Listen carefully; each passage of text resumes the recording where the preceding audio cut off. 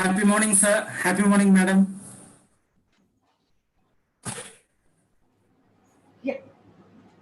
Good morning, sir. Good morning, madam. நல்லா இருக்கீங்களா, madam? நல்லா இருக்கேன், sir. Welcome you. Thank you, madam. Thank you, madam. Yeah. Good morning, sir. Good morning, madam. நல்லா இருக்கீங்களா, madam? Yes, sir. Welcome, sir. Hearty welcome, sir. Thank you, madam. Thank you, madam. Yes. So our dean is here, Professor Markham is here. Good morning, sir. Sir, you can unmute your mic and talk, sir. ಇಲ್ಲ papa. It's 1 minute, sir. I will just find out.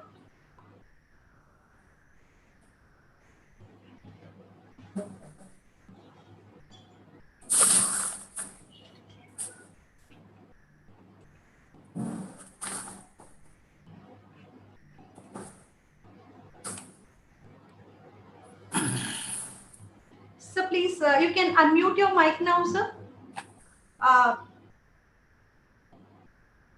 Yes, please. Good Yeah. morning, sir. Good morning to you. So nice seeing you. Thank you, sir. Thanks. After a long time. Yes, sir. Yes, sir. Good morning, sir. Good morning, madam. Good morning. So shall we start the session, sir? Yeah, definitely. It is already late. Yes. 34.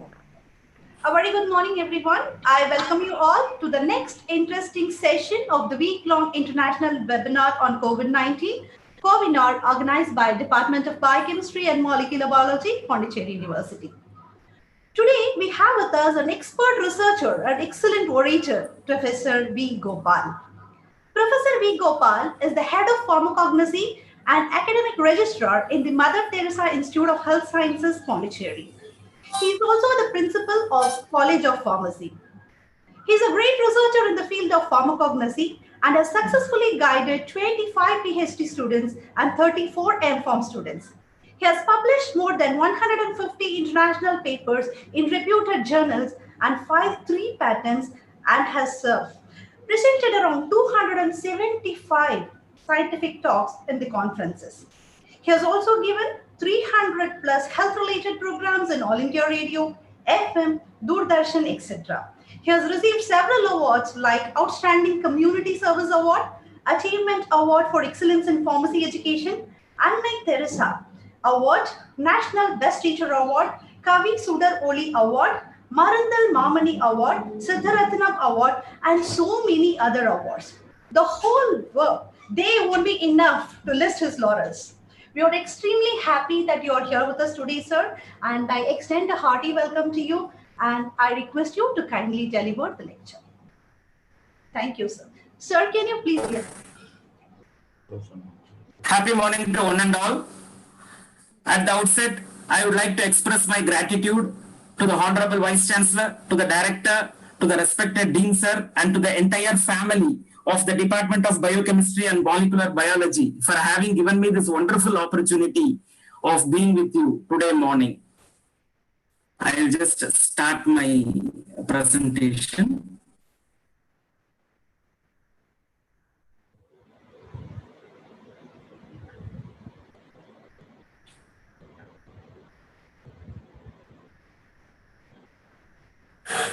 One minute, please.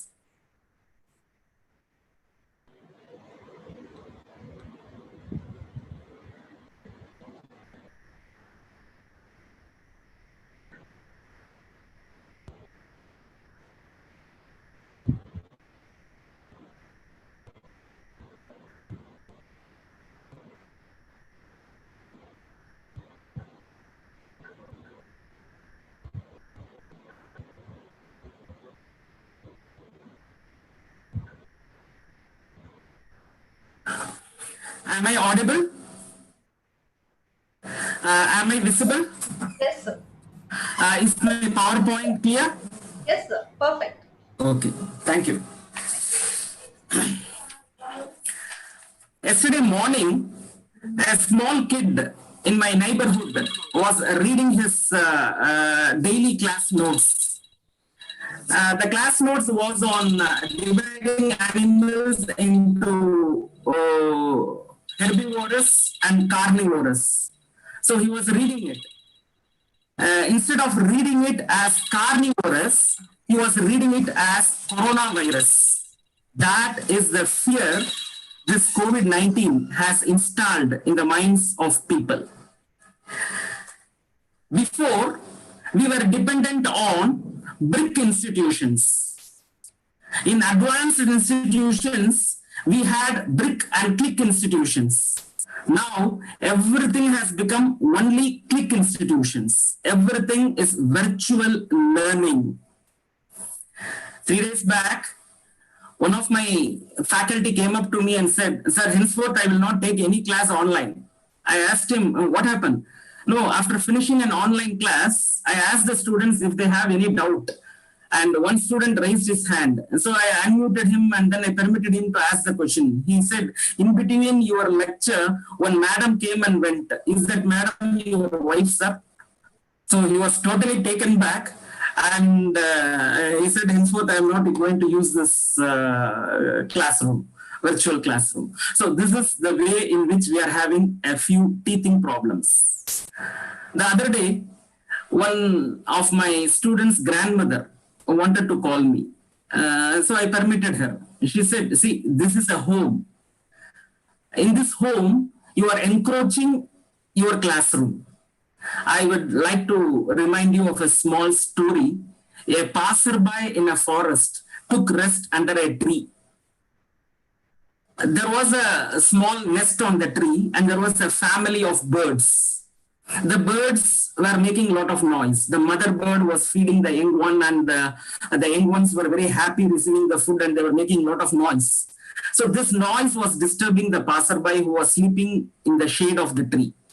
He woke up and he started shouting at the bird. He said to the bird, why are you disturbing my sleep? The bird spoke back to him saying that this is my home. You have encroached into my home and you are disturbing me and you are ordering me to be quiet. So you are a passerby. You are not the owner of this forest. You just enter into it. You just, without my permission, you started taking rest in the shade of this tree and you are asking us to be quiet. Is it logically right? So he agreed his mistake and he left.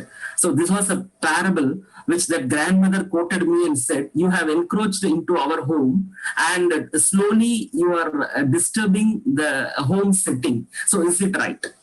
So I didn't know how to respond to her. But this has become the way of life. Many people complain there is no data. We are always sitting on the webinar. So usually you keep the webinar in the early morning because if you keep it in the afternoon or evening, you will not have the sufficient data to listen to your webinar. So these are some of the teaching problems which you are getting, but beautifully we are coping up with it. I would like to congratulate the person who coined this word, Covinar. So it's a very beautiful word.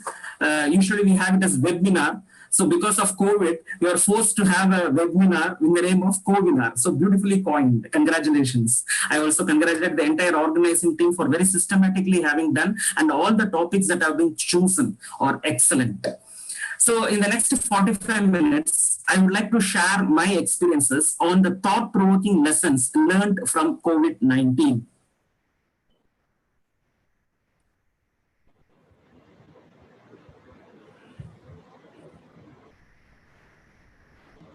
A few years back, when we were taking our small children out, the first thing we used to teach our children is say namaste. In Tamil, say vanakkam. So we used to teach the child how to fold the hands, bend a little and say namaskar.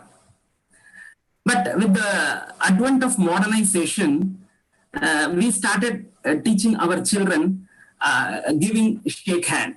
We used to say to the child, give a shake hand. But now, post COVID-19, we are again saying to everybody, please don't give shake hand. Give only a namaskar. So this COVID-19 has taught us a very important lesson. Yesteryears, we were with the nature. Slowly, we have gone against the nature. And though we understood that the path in which we are trending is not proper, we didn't mend our ways. But this COVID-19 has given a slap on our face and it has said, mend your ways. It is not right to go against nature. It is always right to be with nature. And our forefathers, for generations, they have been following a beautiful lifestyle. So this way of greeting one another, the Indian way of greeting one another with the namaste, it has a lot of signs in it.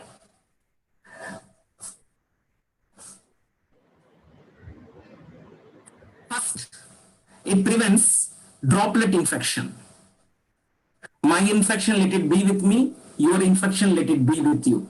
So we don't shake hand. We just give a namaskar. So it prevents droplet infection. Number two, it prevents fecal-oral contamination. So in yesteryears, all the door knobs, they were all made up of brass, bronze or copper. Now it has become plastic, powder-coated iron or aluminium. So in brass, bronze, and copper, in 8 hours, the microorganisms that is present there will die. And in India, we use a wet toilet. So if they don't follow proper hand washing technique, there are chances there will be some small particulate fecal matter in between the nails. And when they shake hand, it passes from one person to another person. And many people have a very bad habit of clipping their nails with the help of their teeth. So this was a cycle, and this cycle was broken because of the Indian way of greeting one another with the namaskar. There is a very important research. This research says that when we say namaskar, then the lymph circulation is energized. So here, around 425 people with lymphatic filariasis, they had a statistically significant improvement on following this mudra, yoga mudra, namaskar. In this, there are a number of modifications. When we see a person who is elder to us, who is most revered, the king, the priest, we raise our hands above the head. When we see a person who is equal to us, we raise our hands to our forehead. When we see a person who is very close to us, a friend, we keep the hands close to our heart. So there are variations in this namaskar also. And this namaskar in yoga is said to balance the right brain and the left brain. So this has also been proved in science, that each brain hemisphere contributes its mechanism to the control of both the arms when we keep both the arms together. So we are harmonizing, we are synchronizing the right brain and the left brain. Both of them are very important to be working in a synchronized fashion. So one namaskar has number of benefits. And over the years, we have forgotten this, and this COVID-19 has made us again remember this, and the whole world is made to follow this way of greeting one another with folded hands. So namaskar to all the active participants, 322 active participants, namaskar. So this is the first lesson that we have learned from this COVID-19. India had a very glorious past. In the world, when there were schools, we were running universities. The world's first university is Takshashila, 700 years before the birth of Jesus Christ. The world's second university is Nalanda, 400 years before the birth of Jesus Christ. In the field of medicine, we were first in many areas. The first cesarean operation by Shushruta. The first person to use anesthesia, Shushruta. The first kidney stone removal operation, Shushruta. The reconstruction of nose operation, Shushruta. Removal of surgery for glaucoma, Shushruta. So chess, the number 0, trigonometry, algebra, everything is from India. We all teach our children that Marconi invented wireless communication, but Institute of Electric and Electronic Engineers have made it very clear that it is Professor Jagdish Chandra Bose, an Indian, invented wireless communication before Marconi. So the value of pi, 22/7, was again given by India. So we were very great. And all our lifestyle was totally scientific. Till our independence, we were very patriotic and we were religiously following our lifestyle. But after independence, somehow we developed a feeling that Indian way of life is inferior. And we slowly started dispensing of this beautiful, healthy lifestyle. And before that, we were with nature. And after that, after this mentality change that anything Indian is inferior, anything Western is superior. So with this attitude change, we started going against nature. And in this 120 days of lockdown, we have understood that the path in which we have been treading is wrong. And our forefathers are very, very intelligent and they had a very good scientific thinking. And we have failed to pass on this to our next generation. And now we should do it. So this is what we have learned. This is the second lesson we have learned from this COVID-19. There was a very beautiful continent called Lemuria. So people from Lemuria, when they entered India to the southernmost tip, at that time, not much vegetation was available in South India. So with the available plants, with the available minerals, metals, they came out with a beautiful system of medicine, which we call it as Siddha. But one problem, the entire system of medicine was written in Tamil. That is why this system of medicine was brought up and it did not cross the borders of Tamil Nadu. But this system is such a beautiful, matured system. In the initial first song of introduction itself, it is beautifully written. If you are a human being, you can suffer from 4,448 disease. I don't think even in modern medicine, we can come to a conclusion of the number of diseases human beings can suffer from. But in Siddha system of medicine, it is beautifully said. If you are a human being, you can suffer from 4,448 diseases. Then one question would come into our mind: what will happen if the number of diseases are more? Then the answer is also given there. Then it means you are not a human being. And this 4,448 disease, 1/3 of the Siddha system of medicine is dedicated only for prevention, prophylaxis, how to prevent. So the entire lifestyle is based on prevention of this 4,448 diseases. Today, if you go through the budget of our health department, for diabetes mellitus, for hypertension, for AIDS, for cancer. So this is what is the division. So how much amount we spend in prevention of disease? Peanuts, pittance. But in the Siddha system of medicine, 1/3 is spent only for prevention of disease. The importance is only for prevention. And the second 1/3 is for cure.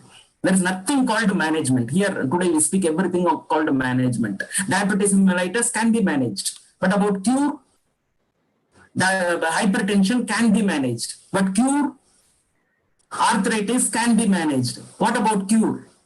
So here in the Siddha system of medicine, they are speaking only about cure. So such a beautiful system. And till independence, we were faithful followers of the Siddha system of medicine throughout Tamil Nadu. All the people were following the Siddha system of medicine, and only the elite few were following the modern system of medicine. But after independence, everybody started following the modern system of medicine. Symptomatic treatment. Nobody had any time. Everybody wanted an immediate reply, answer. So symptomatic treatment. But in this lockdown period, when we were not approachable to the hospitals, people started coming back to this Tamil system of medicine, Siddha. And everybody was healthy. In the last 120 days, though we were not going to any hospital, we didn't have any major problems. Everybody was healthy without going to a hospital, without taking consultation from a modern doctor. We were all happy. We were all healthy. Nothing happened. And people started become more curious about the Siddha system of medicine. In WhatsApp, in all the media, everything was there.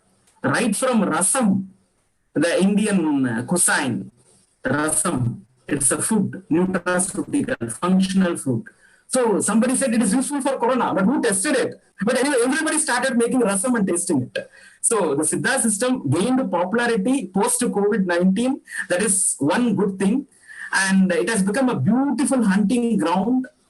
Even one Siddha physician went to the court that his formulation has to be tested and accepted for COVID-19. So even the legal, the political, the general public, everybody got interested in this beautiful system of medicine. So this system of medicine has come back in this COVID-19, post-COVID-19. Again, in the entire India, we had Ayurveda. Near Chidambaram, there is a beautiful place called Omapulur. So there we had a great saint called Patanjali. He came out with yoga. The entire Tamil Nadu, we have 18 Siddhars. And the way of life of Tamilians, South Indians, was naturopathy. So these 4 systems of medicine which constitute the vital part of Ayush: Ayurveda, Yoga, Unani, Siddha, and homeopathy. So Unani, we were under the Mughals for 300 years, so we adopted Unani. And homeopathy by Samuel Hahnemann. So because it did not have side effects and adverse reactions, so it was also adopted as an Indian system of medicine. Otherwise, the truly Indian systems are Ayurveda, Yoga, Siddha, and naturopathy. This yoga, post-COVID-19, has become very, very popular. So during the lockdown period in the home, people started practicing yoga. I recently had a beautiful WhatsApp message that adopting modernization, how do we celebrate our birthday? So in yesteryears, we used to go to the temple, we used to light a lamp, we used to offer some offerings to the poor, we used to have sweets, we used to have a new dress. So that was how in yesteryears they had celebrated the birthday. But today, in yesteryears, the birthday was celebrated in the morning between 4:30 to 6. So that is how the day begins. But now birthdays are celebrated in the midnight. So they bring a cake and then they cut the cake and they light a candle and then they blow the candle. So we light a lamp and here they light it and then they blow it. So there were some controversies about it. But there is a scientific background behind this also. So for our birthday, when we bring a cake, if it is a 1-year-old baby, we keep 1 candle. If it is 2 years old, we keep 2 candles. If it is 3-year-old, we keep 3 candles. So the birthday boy or girl is made to blow all the candles in one go. So that is vital volume. That is your lung capacity. So as you grow, you will have to exhibit your lung capacity. And then you cut the cake. So if it is a small baby, 1 year, 2 year, it will cut small pieces and give it to everybody so that it can retain the major piece. But after 40, when you are diabetic and you don't want to have sweets, then you get major pieces and give it to everybody and you don't retain anything. So that is the mentality change. So for that, it is cake cutting. So there is science behind that also. This lockdown period post-COVID-19 was a retrospection of what all changes that has happened. And during the lockdown period, people started practicing pranayama. Prana means breathing. Yama means rules, regulated, legalized. So there is a method of breathing. And we put this breathing involuntary. And we don't give importance to it. And today, everybody is having only a shallow breathing. Actually, we have a diaphragm. So when we breathe, our stomach should go out and come in. So when we take in air, the stomach goes out. And when we exhale, it goes in. So we don't of late feel it. That is called as abdominal breathing. And then our chest should expand and shrink. Our shoulders should go up and come down. So these and all are the breathing postures of yoga. So pranayama. So people started learning pranayama, practicing pranayama, and pranayama has a very beneficial effect on COVID-19. Surya Namaskar. Vitamin D tablets are given to COVID warriors. because it boosts our immunity. But we have ample of vitamin D. Usually South Indians in the early morning when they go to the temple, they don't wear the shirt. They just go as a bare body and they get exposed themselves to the sun. So vitamin D is synthesized. Of late, we have become very cautious and we wear a shirt even in the temple. So we don't synthesize vitamin D properly. There is one function called Pongal. We call it as Makara Sankranti. For 3 days, Pongal, Matu Pongal and Kanum Pongal. People are on the road. So they take so much of vitamin D through the sunlight that I think it will be sufficient for next few months. So this was our way of life. And now during this lockdown period, post-COVID-19, we have all come back to yoga. So people have started practicing yoga. And this time we had the International Yoga Day and it was celebrated by everybody at home. And people had gone to naturopathy. So in Tamil, we have a beautiful word called palagaram. So this is from 2 words, param plus agaram. Param means fal means fruit. Ahar means food. Having fruits as food is called palagaram. But today palagaram means oily fried snacks. That is a misnomer. So you can see all the Hindu gods, they have one fruit in their hand. Ganpati will be having mango, banana, and you can see most of the gods, either they have a flower or a fruit. So people started consuming more fruits, and all fruits are antioxidant. They have unsaturated phenolic compounds and they are best antioxidants. So during this period, we were boosting our immunity with the help of fruits and fresh vegetables. I think I'm from Pondicherry. In Pondicherry, there is a sudden mushrooming of vegetable shops everywhere, right in our doorstep, at the end of our street, in our village, in our locality, everywhere there is a mushrooming of vegetable shops and we were getting fresh vegetables and people were so conscious. They were morning having a vegetable soup, they were having a vegetable salad. So this was what we were doing post, pre-independence. And slowly post-independence, it was all fast food. And now because of this lockdown, this fast food was stopped and everybody has gone back to Go Green initiative. It was all vegetable salads, fruit salads, fresh fruits. People were not even going for juice. They wanted the fiber content. So it was all fresh, fruits. So this was really great. So these are all our the positive points. We have been going towards Ayurveda, towards the Siddha system of medicine. We were practicing yoga and we were going towards naturopathy. So all these positive points post COVID-19, thanks to COVID-19. Samuel Hahnemann. So though he was a modern physician, he had a beautiful observation that when he consumed cinchona bark, which he knew was for malaria. It was an excellent anti-malarial. So a person with malaria, when he consumes this bark, he becomes normal. So when a normal person, when he consumed this bark, he had the symptoms of malaria. So he thought of this for a long period of time. And then he came out with a beautiful phenomenon, like cures like, simila, simile, cure and trum.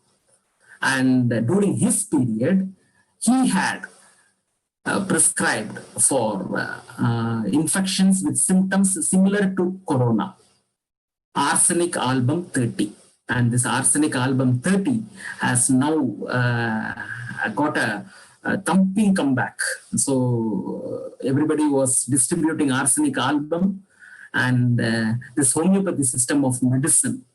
Because it's very dilute, it doesn't have any side effects and no adverse reactions. And it slowly takes care of our immunity to grow on itself and take care of our human body. So that was a beautiful phenomenon. And this German system had really seen a comeback in this post-COVID-19. As I said, people of late, in the recent times, they were giving more importance for earning money. So they were risking their health to earn money, especially the IT professionals. They will never take care of their eyes. They will never take care of their timing. We have one biological clock called circadian rhythm. So that rhythm was totally absent with the IT professionals. They used to work in the night and they used to sleep in the daytime. So they had become nocturnal, and this had greatly impacted their health. So in my street, I go for a early morning walk. So when I go for a walk in the morning at around 5, one old man, he used to sit in his balcony and he used to wave me daily. The whole street will be silent. Only some street dogs will be there, and one or two servant maid will be putting rangoli in front of their home. The whole street will be silent. But this old man, he will be there awake at 5 o'clock. He will be reading a newspaper. He will be having a coffee cup, and then he will be waving me daily. So one day I just stopped and said, "Sir, this whole street, everybody is sleeping at 5 o'clock. Only you are awake. You are a great person, sir. So this is your age, sir. In your age, people and all were very good, sir. In our age, they are not like that." So he became very offended. "Sir, what do you think is my age?" Then I said, "Sir, some 65, 70. He said, "I'm just 40. Sir, you're 40, but you look 60. No, I'm an IT professional. I have just resigned and I'm here." So premature he was looking. So people, they were not giving importance to health. They were giving importance only to earning. And after they have earned nauseating amount of money, when they try to get back the lost health, they can never get it back. So they had to only manage their life with that. So here, now these people, they started looking for a cure in our Indian systems of medicine.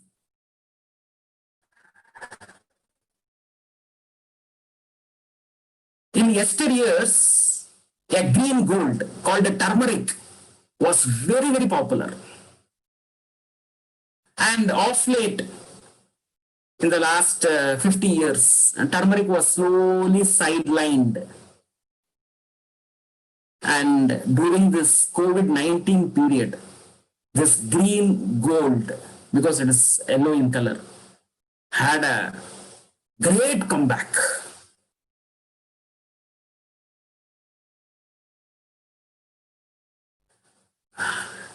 In India, any auspicious function will commence and end only with turmeric.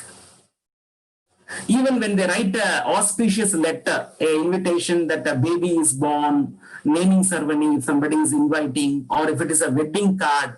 So on the 4 corners of the wedding card, they used to make a paste of turmeric and they used to apply it. Of late, nobody had that patience. So it was only colored in the tip with yellow color. No application of turmeric. But now, when there were a lot of research findings at preliminary level that the curcumin in curcuma langa has excellent antiviral properties, then people started coming back to turmeric. So even in a function, they used to mix turmeric with rice and they used to sprinkle it on the bride and the bridegroom. The women, they used to, when they go for bath, usually they used to have the bath in a water body. It could be a river, it could be a pond. When they go to the pond, they go with a comb of turmeric and then they scrub the turmeric and then they wash it in water. That is the first offering of turmeric to Ganges, goddesses Ganges. So it has a scientific background. So turmeric in water wards away crocodiles and poisonous reptiles like snakes. So in Hindu temples, you can find a termite hill. So in termite hill, you can find a snake. So people worship the termite hill. So how do they worship it? They take turmeric and then they sprinkle it around the termite hill. And for the fragrance of this turmeric powder, the snake will run away and happily this fellow will worshipped the termite hill as a snake's home. So this would all, or they were named as myth or superstition. But scientifically, they have a beautiful background. The women used to, after bath, they used to apply turmeric liberally all over their face. So it was having excellent cosmetic potential, unwanted hairs, improving collagen. And they wanted a sustained release of curcumin. So this turmeric powder, along with lime and oil, it was called as kukum. It was applied on the forehead. And then people didn't have time for it. So then it became stickers, a red color sticker with one very, non-medical,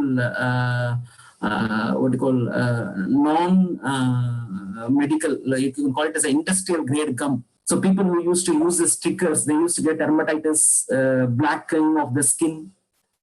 So this kumkum was antibacterial, antiviral, antifungal. And any nicks, cuts, burns in the kitchen, so this turmeric was applied. So any hazard in the kitchen, the turmeric was used. If somebody goes to a death house and when they come back, they used to sprinkle turmeric water. If a child is born, then on the 8th day, 9th day, they used to have this naming ceremony. Then again, turmeric was used. If somebody attains puberty, they used to bathe her in turmeric water. In all the temples where people gather, turmeric was used as a disinfectant. So there was one Balipidam, an entrance where you were supposed to sacrifice your ego. So in that you can see people offer salt, people offer pepper, people offer turmeric. And when then they wash it out, this turmeric, this salt, this pepper, they disinfect the entire temple where many number of people who come and go. So everything had a scientific background. And slowly, when we did not remember the science behind our traditional practices, we started discontinuing it and we started calling it as a superstition. But today, post-COVID-19, people started understanding the science behind it. People were exploring, they were doing review of literature, they were coming out with beautiful points, and they were saying that there is science behind it. In night, just before sleep, a very popular drink throughout Tamil Nadu is golden milk. We call it in Tamil as Thangappal. It's because of the color. Milk is boiled, and the milk is boiled, they add, like if it is 40, 5 bulbs of garlic, allium sativum. So 5 bulbs of garlic, if it is 40. 45 means 7. 50 means 10. So like that, according to the age, they used to add the number of bulbs of garlic in milk and allow it to boil. And after it has boiled, they just keep it aside and allow it to cool. And when it is cooled, they add turmeric powder. And then they add palm jaggery. So this is called as Thangappal because it's golden color. And this was consumed in the night after 40 years daily by almost all South Indians. Then pre-independence. Post-independence, nobody had a time for all it, we left it off. Milk, excellent source of calcium. Garlic, it takes care of our bad cholesterol. And turmeric, excellent antioxidant. And you name, it has the therapeutic efficacy. So this golden milk was totally lost post-independence, and post-COVID-19, people started consuming this golden milk. So in the Siddha system of medicine, this golden milk is mentioned, and people started practicing it. And near my home, I have a small roadside night shop, which at night, 9 o'clock onwards, he started selling milk. And then because of this lockdown, we brought it to 8 o'clock, then 6 o'clock. And now from 4 o'clock, that milk is available, golden milk, Thangappal. Okay, so this was a very good nutraceutical. You call it as a functional food.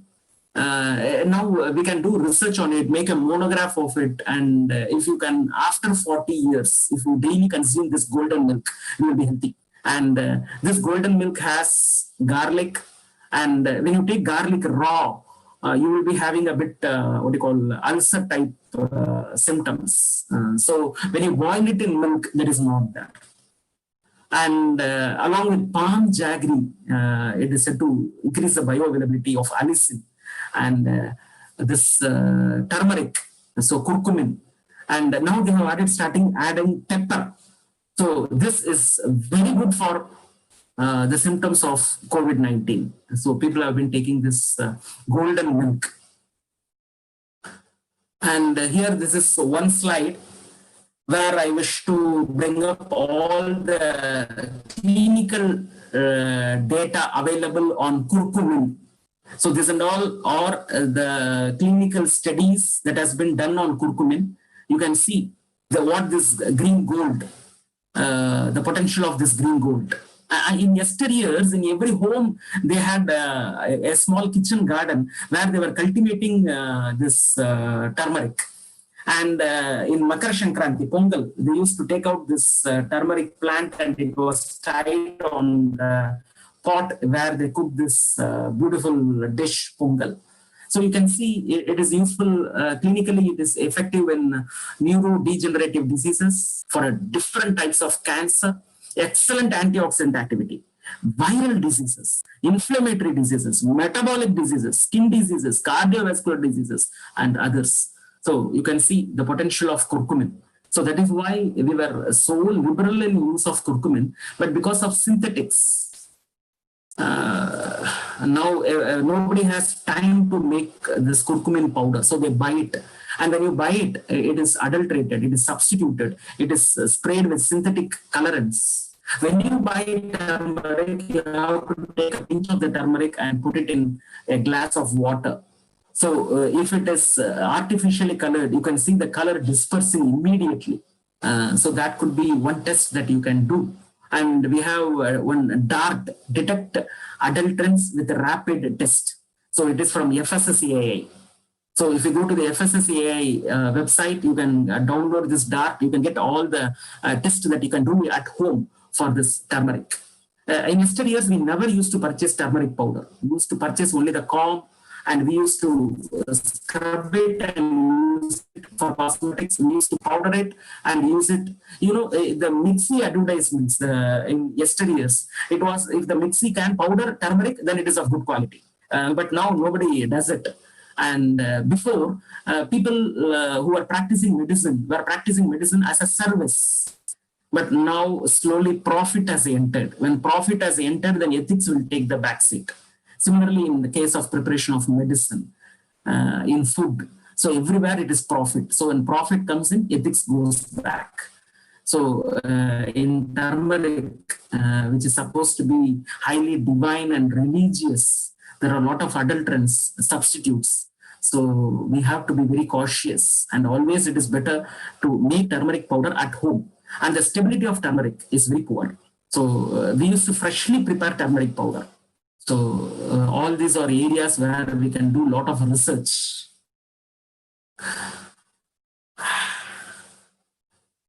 We had a beautiful comeback called coffee.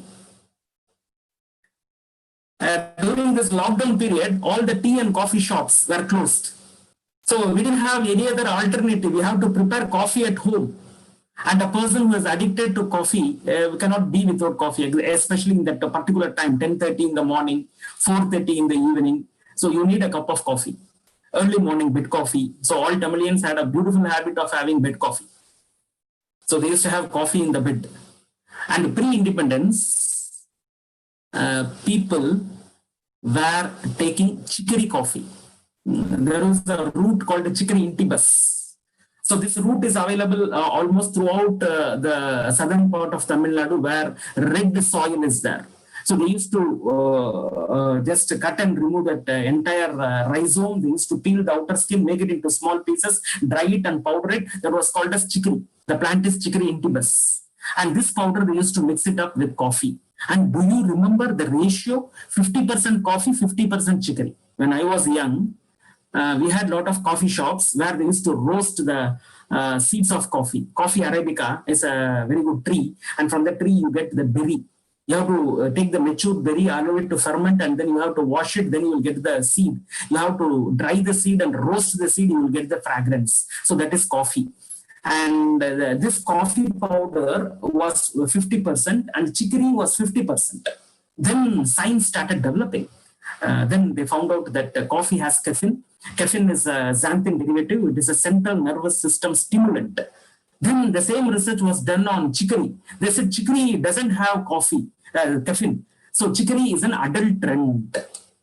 So after identifying the presence of caffeine in coffee and the absence of caffeine in chicory was branded as an adulterant. So once that fact came in, that people started reducing the percentage of chicory. So it became 60-40, and then 65-35, and then 70% coffee, 30% chicory, 80% coffee, 20% chicory, 90% coffee, 10% chicory, pure coffee, and then granulated caffeine, instant. But people started doing research on chicory, and then they found out that this chicory is the best source of inulin. My dear friends, in between two plant cells, in the middle lamella, you have a substance called inulin. And this inulin is a delicacy for the microorganisms in our stomach. In abroad, inulin powder is available. It aids in calcium absorption, it improves good cholesterol, it increases the number of good bacteria in the gut, and it helps you feel fuller for long. So you will be slim and beautiful if you take chicory. That is why South Indians, they had a habit of taking bed coffee in empty stomach. 100 years back, South Indians were consuming a daily dose of chicory powder. Why? Because it has the highest source of inulin. So early morning on empty stomach, they used to take chicory powder because it was a delicacy for the microorganisms in the gut. So all the microorganisms in the stomach used to feed it, and they used to be healthy, so the digestion was healthy. But this inulin, this dose from chicory is bland. It doesn't have any taste. It doesn't have any fragrance. So people did not like the taste of chicory. And for that, they started adding coffee as a fragrance material. For taste enhancement, they added the seeds of coffee. And today, we wanted only the fragrance material, the taste enhancer coffee without chicory. So in fact, the therapeutic benefits of chicory is far superior than the therapeutic benefits of caffeine. So our forefathers were so intelligent that they had mixed chicory with coffee and they had taken it as chicory coffee. One more beautiful research on chicory. So chicory is a major source of soluble fiber. So we need insoluble fiber and soluble fiber to clean our entire digestive tract. So this soluble fiber, the major source is chicory intibus. So it prolongs the stomach emptying time so that sugar is released and absorbed more slowly. So it is very much beneficial for diabetic people. It lowers the total cholesterol, low density cholesterol, there is bad cholesterol, and therefore the risk of heart disease. So after 40, you have to take bed coffee. Bed coffee means after brushing the teeth. There was a misnomer. Bed coffee means you take it in the bed without brushing the teeth, and it lowers the blood glucose level. So your cholesterol, your sugar, both are brought in control if you take chicory because it has highest source of soluble fiber. Now, when the coffee shops and when the tea shops, which are advocating only caffeine, when they were closed during this lockdown period, what was available is small coffee works where they ground the coffee powder and then they give it mixed with chicory. So people after this COVID-19 started taking chicory coffee and they have been benefited a lot because of the excellent amount of inulin and soluble fiber. So post COVID-19, we have been enjoying coffee with excellent amount of inulin and soluble fiber. I would just like to introduce you to Dr. Pushpangadan. So we have a plant called Arogya Pacha. So this plant is available throughout Andhra Pradesh, Telangana, Karnataka, Tamil Nadu and Kerala. And it is an adaptogen. Adaptogen means when, you know, what is an adaptogen? And once in Agastya Hills, when Dr. Pushpangadan was making an ethnomedical survey, he was climbing the Agastya Hills and he was just panting because he was not able to climb the hill. And all the tribal people who were supporting him, carrying all his luggage, they never were panting, they were all normal. Then he asked them, see, I am climbing the hill on empty-handed, but you are carrying so much of luggage, but you are not panting and I am grasping for my breath. What is that? They said, we are just consuming the leaves of this Arogya Pacha. So it will never make us tired. So he got interested in it. He did research on it. He has patented it. And what all the money that has been generated from the patent, he has given it back to the tribals. So these are adaptogens. And in India, we have n number of adaptogens. Ashwagandha is a beautiful adaptogen. You know, when we are anxious, like when we meet with a small accident and all, and when we come home, what my grandmother used to do is she used to take buttermilk. She used to take an iron rod, and in front of us, she used to heat that iron rod and place it, dip that iron hot rod into buttermilk, and it used to give one sound. And then she used to ask us to take that buttermilk. So that was an anti-anxiety formulation. So when one iron rod is plunged into buttermilk, all the lactobacilli, they go into spore formation. And when you take the spores of lactobacilli, it does something and you are relieved of your anxiety. See, when you are very angry or when you are afraid, when you are in in an interview, or when you are facing a viva with a professor like our Mathur sir. So when you go for viva, what will happen? You will have butterflies in your stomach. The fear is in your brain, but you have butterflies in your stomach. So there is a connection. So the anxiety management post-COVID-19 using this herbal medicine has come back.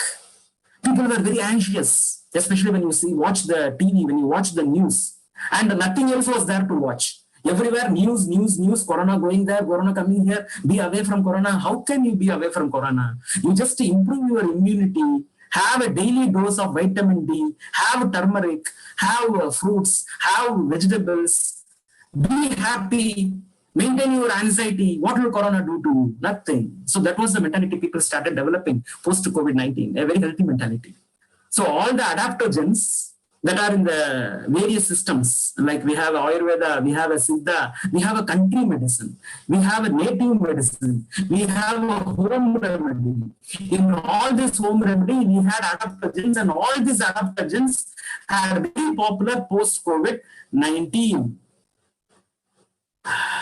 Pre-independence, if you go to any South Indian home, in the entrance you can find one tulsi pot, religiously worshipped. All house, they had a fencing of Ada Toda Basaka. In Tamil, it is called as Adu Toda the Yalai. That means a goat will not eat that leaf because that leaf is bitter, because it has vasasin.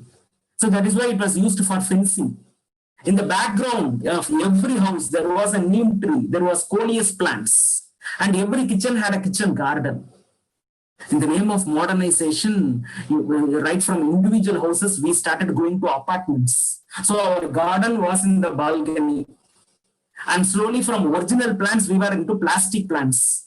So this kitchen garden, tulsi plant, Adagoda Vasaka, neem coleus, everything was lost. But now, post-COVID-19, people started understanding the importance of tulsi leaf as a prophylaxis for upper respiratory tract infections.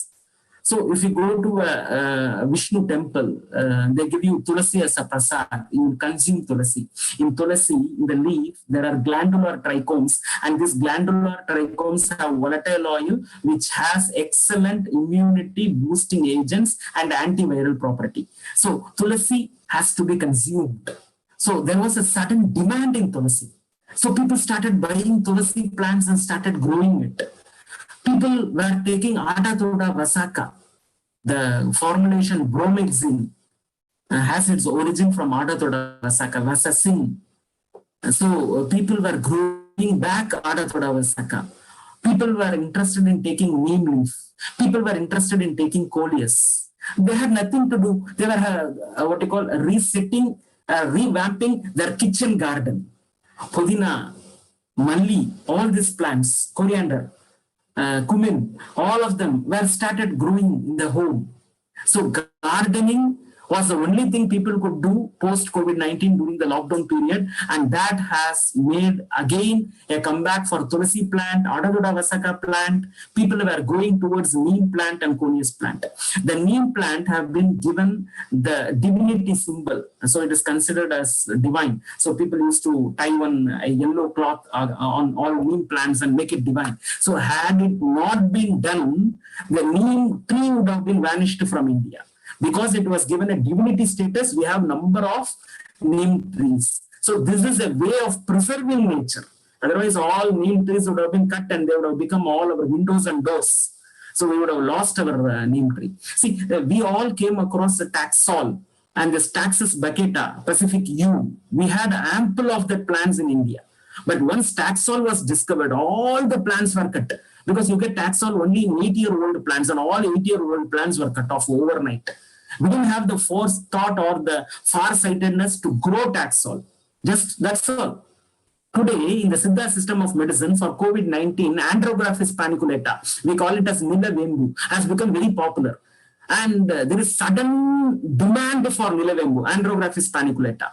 But nobody has started cultivation of Andrographis paniculata. Andrographis paniculata is a weed. So it is available in the wild. But when there is a sudden demand, people started consuming large amount of Andrographis paniculata. So much amount of Andrographis paniculata is not available in nature. Now it is slowly becoming extinct. Now we have to start cultivation. But nobody has started cultivation of Andrographis paniculata. So this foresightedness, far-sightedness, this pre-planning is something that is missing. And this COVID-19 has made us realize that this is a mistake we are doing. In Pondicherry, we have a forest department, and the director of the forest department, Dr. Devaraj, his PhD thesis is on Hulikal Panchayat. So this is a beautiful forest where lions used to go for walking. Huli means in Kannada tiger. Kal means pug mark. So you can see the pug marks of tiger. So that is why it is called Hulikal Panchayat, and there it was a dense forest, and there was one local deity called Ayyanar. Ayyanar temple was there.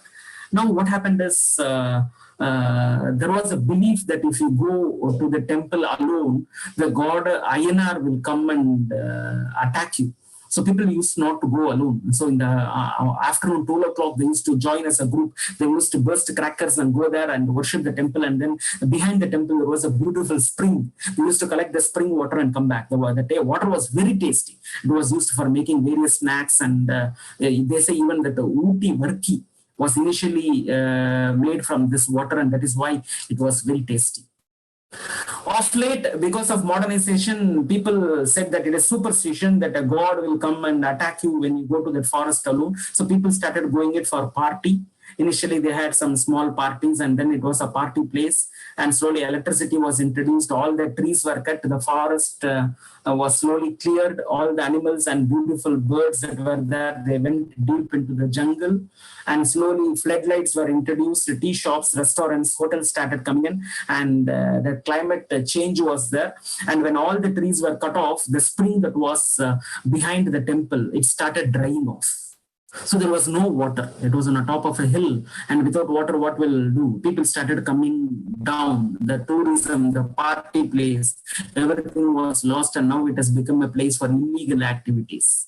So, in the name of God, a forest was preserved for 4,000 years. And in 40 years, in the name of modernization, the forest was destroyed. Now, in this 120 days lockdown period, this forest is getting revitalized. It is getting recharged. So that was one good news. So you can see in the TV, many forest animals, they were making a comeback, and the forest was regenerating. It was growing back.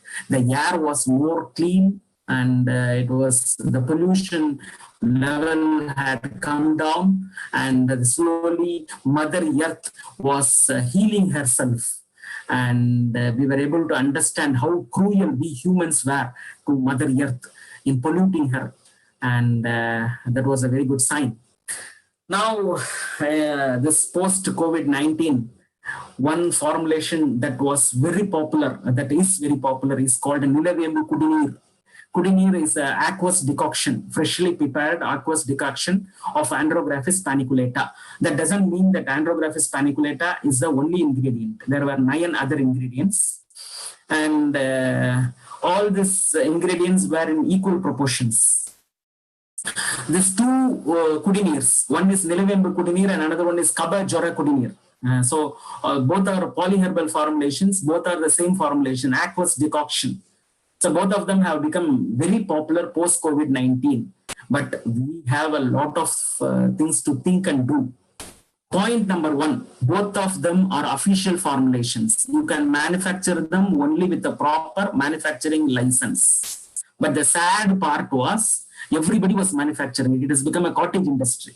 And one of the ingredient of Nilavembu Kudineer is sandalwood. Sandalwood is very costly. So people were conveniently dropping that ingredient from the list of ingredients. Anything that is costly, anything that is not available is dropped. So people were tailor-making the formulation as per their whims and fancies, and because of that, the efficacy of this formulation is being lost. So now, people once were with nature, now they have become against nature. Post-COVID-19, they are going towards nature. But if we commit such mistakes, then people will go away from nature and they will never come back to nature. So that is a very grave mistake. Please, we scientists and we people who are towards science should never agree to this. Manufacturing Nilavembu Kudineer, Kaba Jora Kudineer is not a cottage industry. You will have to follow GMP, good manufacturing practices. You will have to get proper manufacturing license and you will have to manufacture. You go to any shop in Pondicherry, you can find one board. Nilavembu Kudineer available. There will be no label, no date of manufacturing, date of expiry. None of the ingredients will be mentioned. Everybody started manufacturing this Nilavembu Kudineer and Kaba Jora Kudineer. So that is a worst step that has been taken during this COVID-19, and it has to be immediately stopped with the awareness from among the scientists, from among the elite 320 participants who are watching this session. I humbly request you, please ensure at your level that both these Siddha formulations, Nilavembu Kudineer and Kaba Jora Kudineer, they are manufactured only with proper manufacturing license. And if you wanted to, please purchase it only from a company with proper GMP certification, license, and with the prescription from the Siddha physician. Many people, they have been taking this medicine without prescription. It is you should not advocate or promote self-medication. You should consult a physician. See, Kaba Jora Kudineer. So, Kaba Jora Kudineer, there is Vada Jora Kudineer, there is Pitta Jora Kudineer. So, there are 3 metabolism, carbohydrate, protein, and fat. So, for that, Vadam, Pittam, and Kabam. So you should know what is the constitution of your body, and accordingly medication has to be prescribed. In modern medicine, we go to a doctor and we get a prescription and we take this medicine. But these 2 formulations, the dose is very, very important. Many people, they just take a single dose. It will have no effect. You cannot generalize this dose because in Siddha system of medicine, it is tailor-made medicine, medicine for each and every person. So the monograph for all these ingredients has still not come up. And when they don't add a particular ingredient, we do not have the analytical method to find out if they have omitted one ingredient. Markers are not there. So we need multiple markers.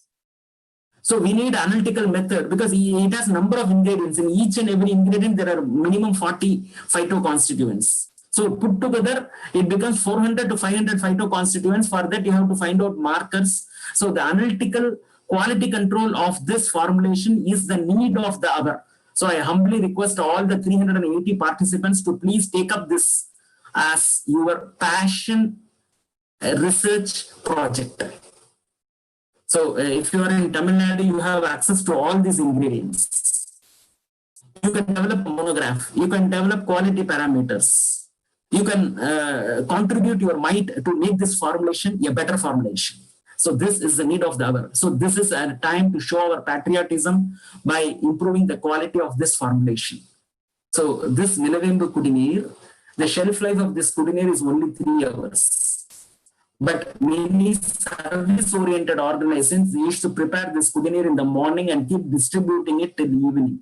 So it is an aqueous decoction. So it doesn't have a shelf life of more than 3 hours. And it has to be taken in empty stomach. Because it is very bitter, people started modifying it. They used to add white sugar. They used to add jaggery. They used to add honey.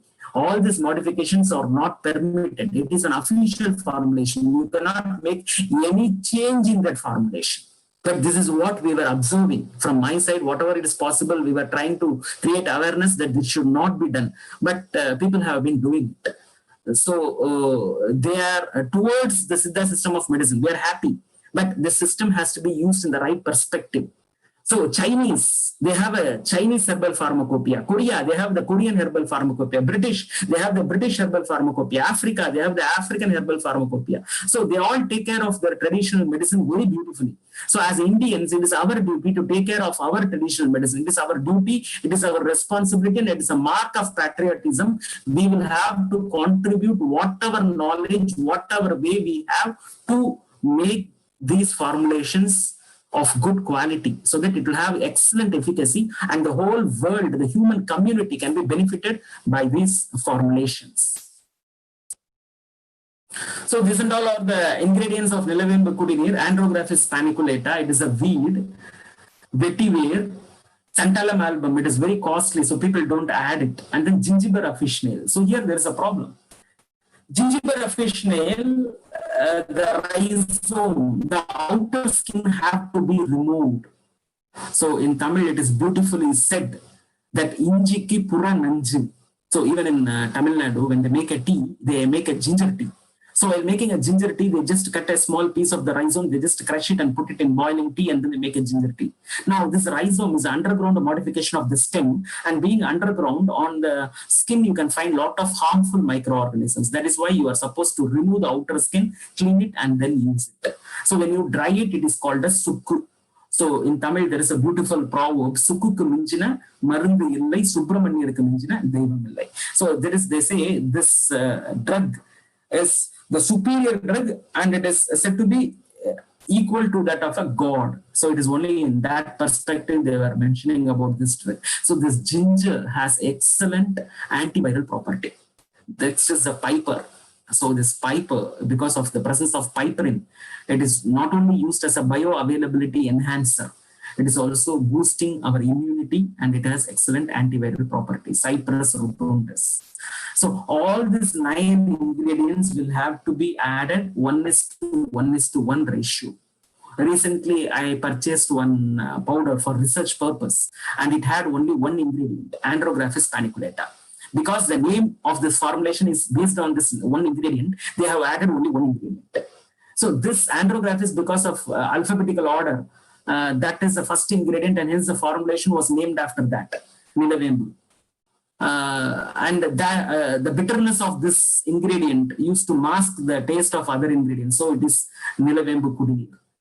And the people have taken it in the wrong sense. They are adding only one ingredient and making this formulation. So that is why people, they have reported mouth ulcers, gripping pain in the stomach. So all these side effects and adverse reactions is because this formulation is being manipulated. So we should not permit it, and we should take care that it is not being done. This plant aloe, pre-independence, was given a lot of importance. So post-independence, the importance for this aloe is lost. In Tamil, it is called as Kumari. Kumari is a girl who attains puberty. So at the age of puberty, whatever problems a girl will face, everything can be cured by this plant, aloe vera. So this plant used to be uprooted, and it used to be tied in the front of the entrance. So the superstition was it wards off evil spirits, but it is a very good air purifier. if you tie it in your home, in the entrance, you can see that you will not be having much mosquitoes. So the xerophytic plant has n number of activity, and post COVID-19, people have started growing it, and the importance for this cosmetic plant, cosmeceutical plant, nutraceutical plant is improving. So in front of a house in yesteryears, you can find this. There will be one alum. We call it in Tamil as padigaram. There will be a lemon. There will be chilies. There will be one thorn. There will be turmeric, and there will be a coconut. So this was tied in the front of all the houses in South India yesteryears. And it has a science background. It is a first aid kit. But people thought it is a superstition. And slowly this habit was left off. This alum is a air purifier. Padigaram is a air purifier. In yesteryears, when we used to go for shaving in that barber shop, after shaving, we used to take alum and they used to apply it on the cheek. So any cuts mix. So because of the astringent activity, the protein there would have been precipitated and it would form a protective layer, and we will not have any what you call sepsis. And this lemon, again, and best antioxidant. Again, this chili, oleoresin, best antioxidant. This ichimulu is for removing any thorns. And this turmeric is analgesic, anti-inflammatory, antibacterial, antiviral, antimicrobial, antifungal. And this piece of coconut is for hypoglycemia. So this first aid kit that was very popular in yesteryears have started gaining its popularity post-COVID-19. Again, a lesson learned that our traditions are always scientifically based. We have gone away from our traditions. I think I am crossing my time limit. So one of the major lessons that we have learned is that our traditional systems of medicine and our way of life, lifestyle, they all had a scientific background. Over a period of time, we have forgot that scientific background, and we have dispensed with the habit of following that beautiful health practices. And this COVID has made us remember the science behind our traditional health practices. And it has made us feel that we are on the wrong route of going against nature. We should be with the nature. And this is our lifestyle. So thank you very much. I thank the organizers and the participants for this wonderful opportunity of being with you, sharing my experience. So a lot of hunting grounds for new research proposals are open in this entire PowerPoint presentation. So I humbly request all of you to take up one such project and add more science and logic to all our health practices. Let us all follow back our traditional practices and be healthy, boosting our immunity.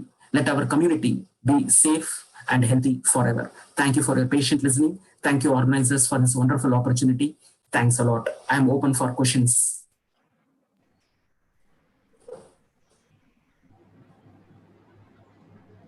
Thank you, sir.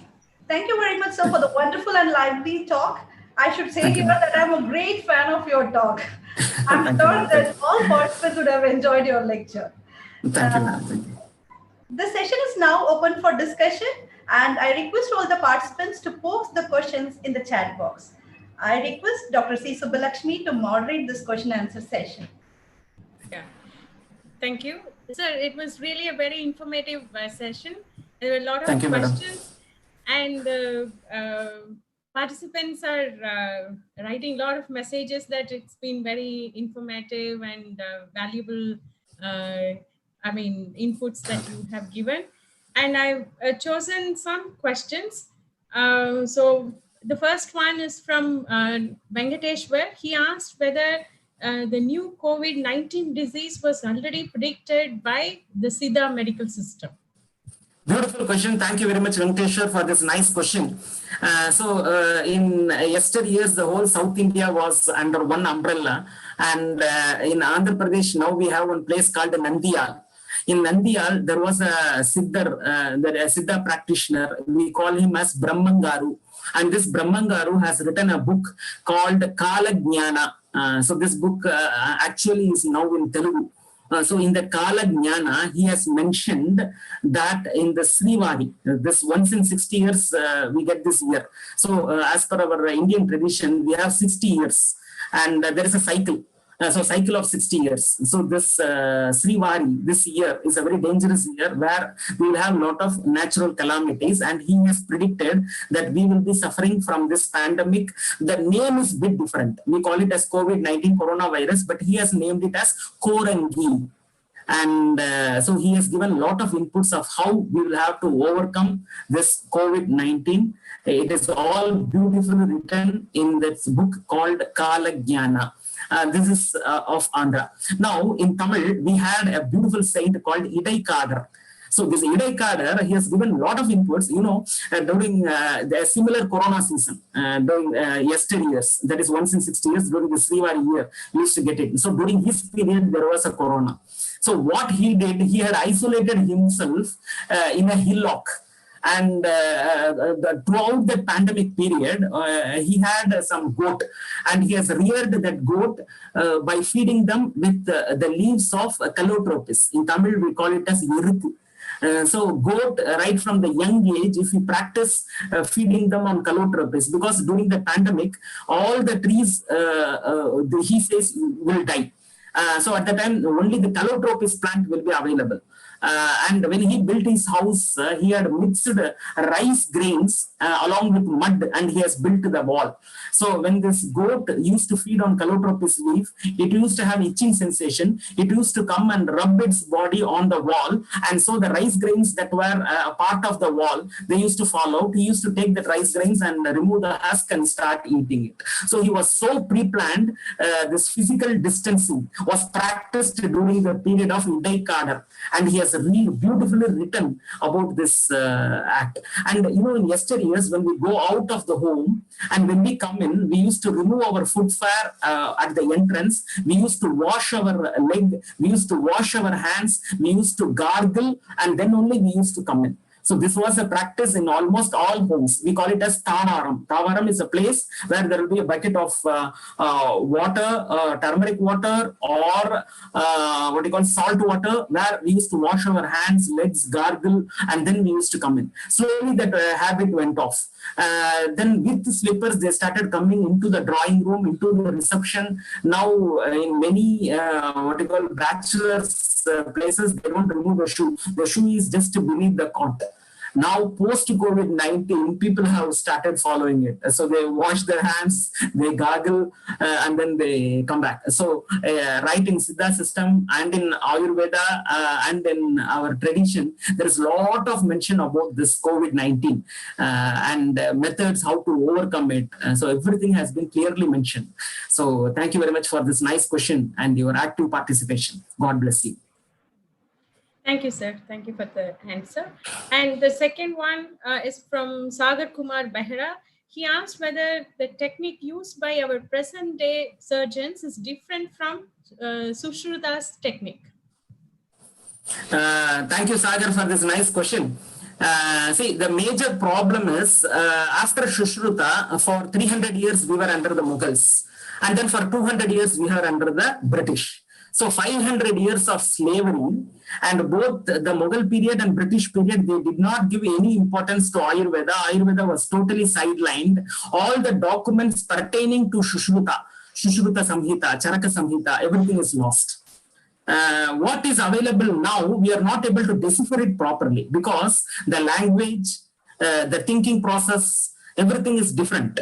So there are, like for example, some of the techniques which was used in Sushruta are now also being used. But now we have become highly modernized. This, I don't think, as an Indian, we will have to take it up. And we will have to match and find out what are all that are usually the history period, the Siddha physicians who read about it, they don't, I'm not complaining on anybody, they are not updated on the modern front. And people who are in modern medicine, they are least bothered or they have any interest on our traditional Indian system of medicine. So a bridge is required. I think if this Department of Biochemistry and Molecular Biology could take it up, they would throw a lot of light on matching what was the practice in yesteryears with what is being practiced today. But as an Indian, I think it is there in our genes, and it has been proved by many people that our forefathers were very, very intelligent. They were super intelligent, and they were of what you call scientific thinking, and they had very good practices. When we read about it, we are taken back about the fumigation method that they have been using.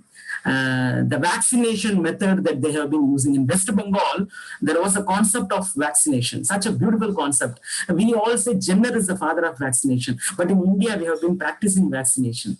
In every field, like if you take Tanjavur temple, 1,000 years old temple, a temple with 264 feet tall tower with only 4 feet foundation. So look at the architecture in yesteryears. Can we compare it? Can we build the temple again today with all the modern technology available? Is it possible? Is it feasible? So as an Indian, it is our duty, it is our patriotic duty to match it. And for that, we need the people from Siddha, people from archaeology, and our modern medicine people to sit together to match it. I think in this area, not much work is done. So still we are in the dark. Thank you. Okay, sir. Thank you, sir. The next question, his name is not there, but the question is like, earlier you have mentioned about IT professional, their lifestyle. Sir, I'm curious to know what is the problem in becoming nocturnal. Our brain needs rest, and it can be done either night or day. And if we do something continuously, our biological clock will adjust accordingly, as happens in case of emigration. So please clarify. Oh, it's a very beautiful question. I think he must be an IT professional. We have a biological clock. We call it as a circadian rhythm. Even when we prescribe some medicine, we clearly say you will have to take this medicine in the night 8 o'clock because it is answering to our biology clock. For our convenience, we can change this clock. So even in our history, we have one person called Lakshman. So Lakshman, when he was with Ram, he had totally not slept. So he had become nocturnal, and for that he suffered a lot. Going against nature, that is what I am saying. So you can live. I am not saying that you will die or something will happen. So it is not lethal, but going against nature is not beneficial. So you have to weigh what is beneficial and what is not beneficial, and accordingly you will have to be. So our body is meant for a particular way of living. So going against it, like we have to drink water, we have to take a bio break, all this is part of our lifestyle. No, I'm very busy, so I will not drink water. Okay, then you will have stones in your kidney and you will have to suffer. So your biology will suffer. There are two ways. Either you accept the experience of your forefathers and gain from whatever they have said and have a healthy living, or you can experiment. You can experiment, and when you find out that you have suffered at the time, you will have to face the consequences. It is that. Many countries, they do not have a glorious past. They don't have a glorious tradition. In India, we are so lucky we have a glorious tradition. So we should find out the scientific background of it and get benefited out of that healthy lifestyle. But if you want to be a nocturnal person, absolutely fine. There is nothing about it. But whatever message when we convey in a community, it should be such that it is beneficial to everybody. We cannot make everybody nocturnal overnight. So it will have bad consequences. So in general, as a human being, you need 8 hours of rest. If you take 8 hours of rest, your immunity will be better. And the night is the apt time to take rest. In English, we have a beautiful proverb: early to bed and early to rise makes a man healthy, wealthy, and wise. So this is an English proverb. The same thing, we are following it in our tradition. In yesteryears, we used to have vrat. We called it as langanam. Langanam parama aushadam. That means fasting. Then the people were saying, why should we fast? When we are hungry, you should eat. But when a Nobel laureate proved that by fasting, your dead cells get regenerated, your immunity get boosted. So fasting is very essential. When he said and when he proved, then everybody agreed. So that is what is I am also trying to say. So when you do research, at the end, you will find out that living naturally, living as per the call of nature. So why do we have darkness in the night? We can make the earth stop, and throughout we can have only day, and some places only night. So that is nature. So we need a cycle. So we need to take rest. So you are at liberty to please do research and again prove that what our forefathers, they have been doing. See, whenever they take a healthy practice, they follow it for one generation. Then they improve it for the second generation. Then they make it as a practice in the third generation. One generation is 30 years. So a practice comes into a community only when it is continuously followed for 90 years. So 90 years of time-tested habit. If you want to question it, you can please question it. You can prove it. And I am rest assured that what our forefathers have proved will prevail. Thank you very much. Thank you for your inquisitiveness. God bless you. Thank you, sir, for the wonderful answer. The next question is from Abhinaya. She is asking, suggest some important plants that to be cultivated in our home, that is kitchen garden. Please tell about the most essential ones. Thank you. Abhinaya, thank you very much for the nice question. Your mother will be having one box that is called as Aindu Arai Petti. There will be 5 rooms in that. So that is why it is called as Aindu Arai Petti. In Tamil, we call it as Anjar Petti. What do you call Vaidyam, and that is nothing but kitchen pharmacy. So in that, if you see, the first one will be coriander. We call it in Tamil as Kottamalli.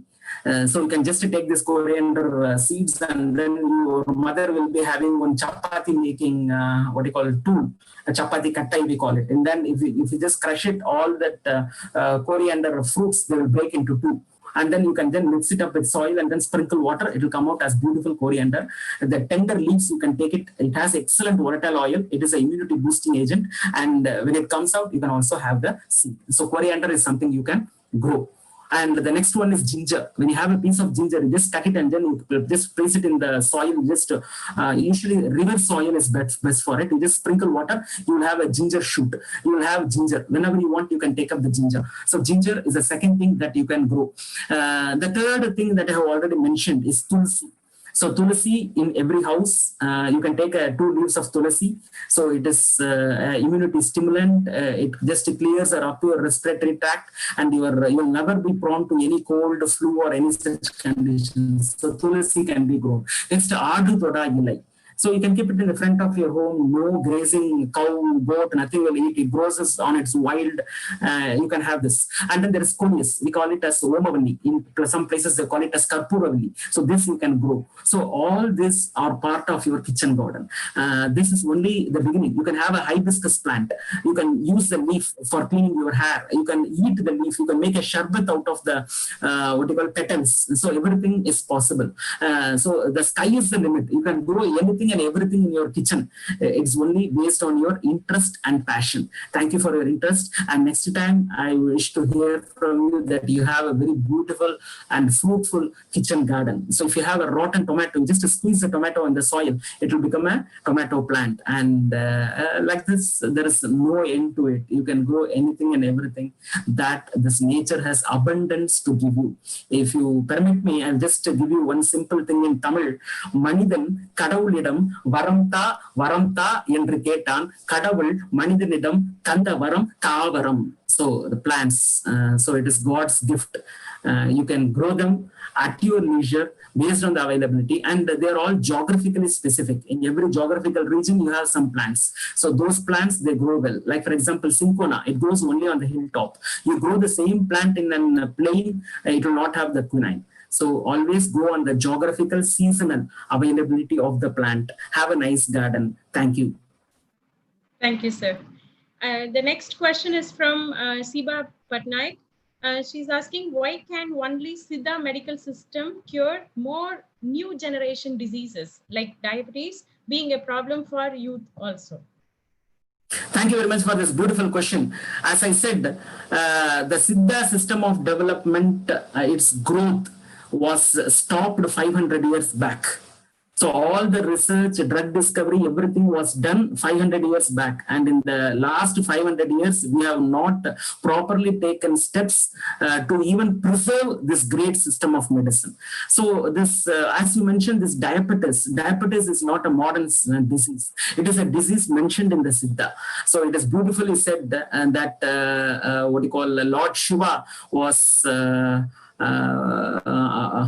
angry with his father-in-law called Dakshan, and because he didn't invite him for a yajna, and whoever went to that yajna and whoever participated, all of them will suffer from diabetes mellitus.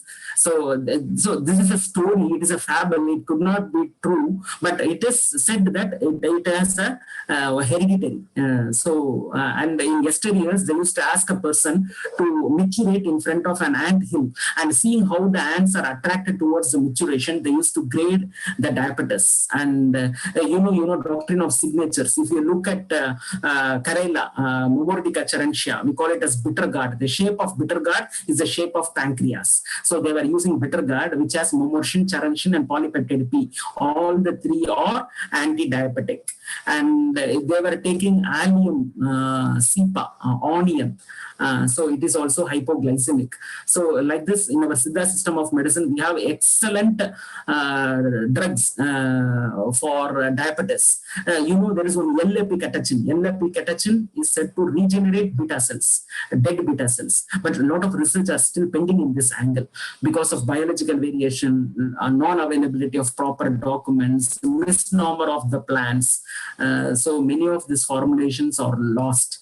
Many of them have become endangered. They are not now available.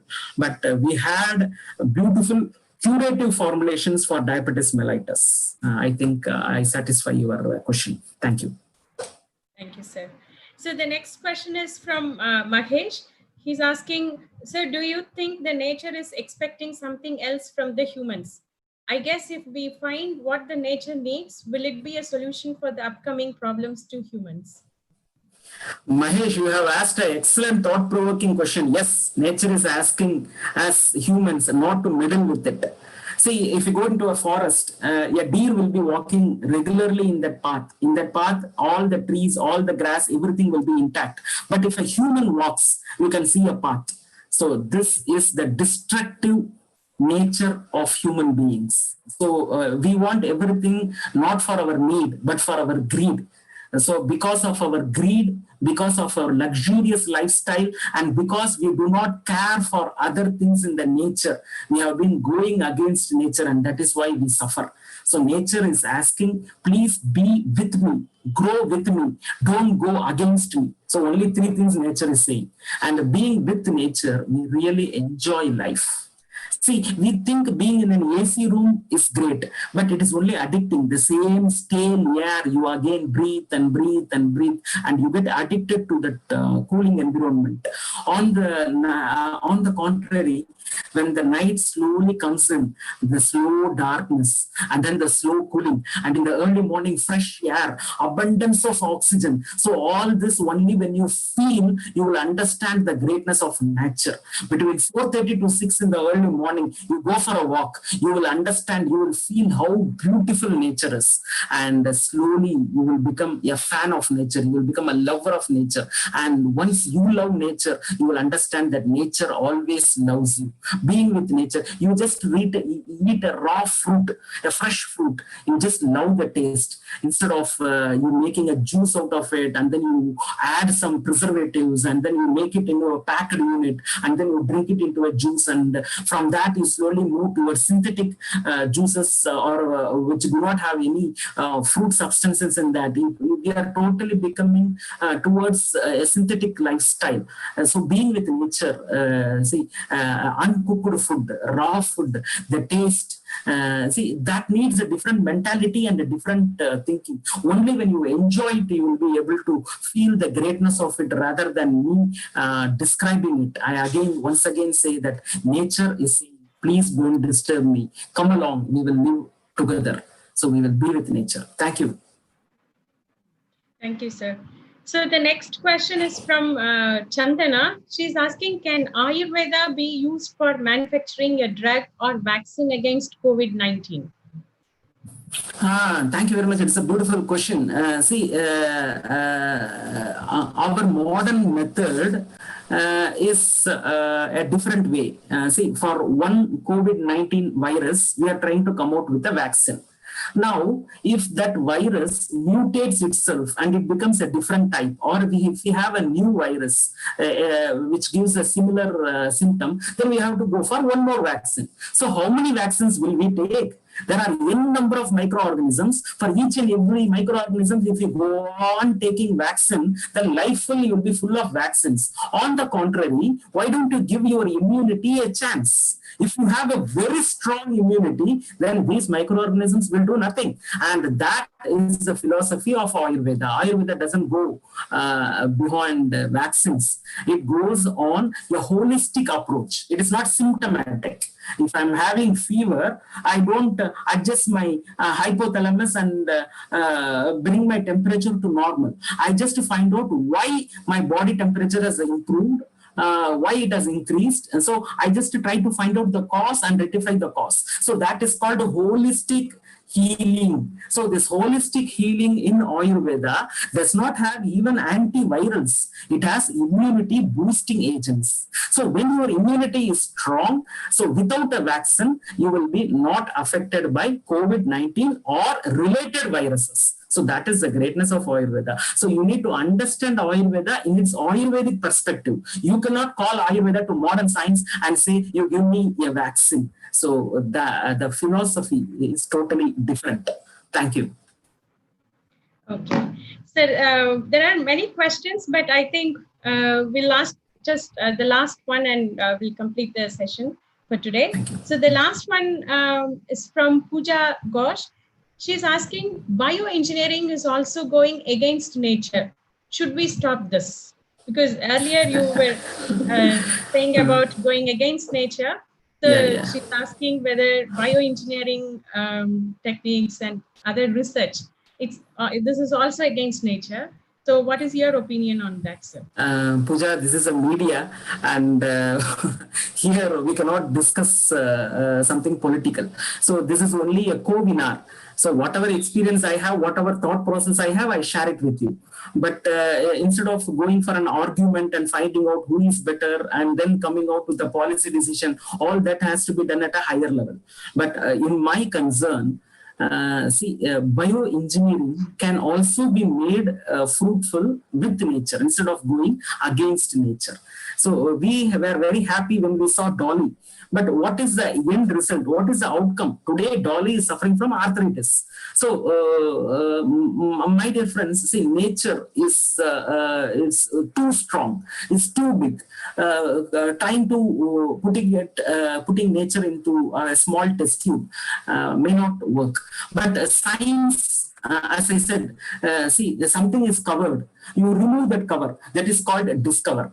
So that is the philosophy of science. The nature has many things covered. You have to go on removing the cover so that you will discover many things from nature. So in that scientific perspective, going towards all this engineering, genetic engineering, bioengineering is nothing harmful. But at the end, we should be thinking holistically whether this is against nature or with nature. So if it is against nature, we should restrain. If it is with nature, we should proceed. See, what is science at the end? From unknown, we have to go to known. From known, we can go to known. But from known, we should never come back to unknown. And from unknown, we should never go to unknown. So these are the 4 steps in research which we have to keep in mind. Thank you for your nice question, Pooja. Have a great day. Thank you, sir. Thank you for the excellent session, sir. There are so many questions, and we will share your email ID with the participants. They can contact you directly and clarify their doubts. Thank you, sir. Thank you. Thank you. Thank you. Thank you very much, sir, and thank you very much, Subbalakshmi madam. I would also like to tell all the participants that we would like to answer all your questions, and we will consult with the experts and we'll post the answers in a link and send it to you. Now, I request Dr. S. Sudharani madam to propose the vote of thanks.